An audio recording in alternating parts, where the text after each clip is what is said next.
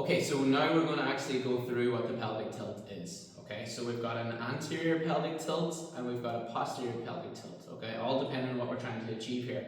In this position, we're going to work on more of the posterior pelvic tilt to engage our core. Okay, so if Nikki here just lays naturally on the floor, if she just relaxes and just concentrates on her breathing, there'll be a natural little arch in under her lower back. Now, if she wanted to really overemphasize on that arch, that is an anterior pelvic tilt, okay? If you were to do exercises with this position, you're not going to be able to brace your core because the rib cage will flare up. There'll be a lot of pressure on that whole lumbar spine.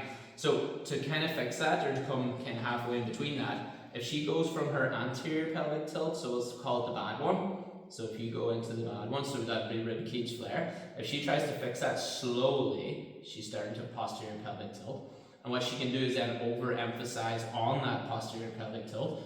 And what that can do then in turn is help her squeeze her glutes.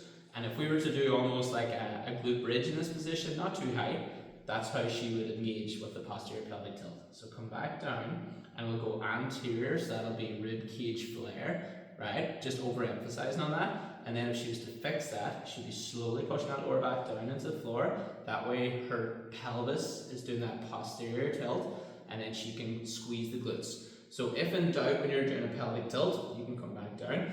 You think to yourself, can I squeeze my glutes? So if she goes into, let's say, the anterior pelvic tilt again, it's very hard to engage your core, squeeze your glutes in that position. So if in doubt and you feel you're in that position, slowly tuck that tailbone underneath the rib cage, and then you can squeeze the glutes much more. And then if you wanted to lift your hips up, for example, into the glute bridge from there.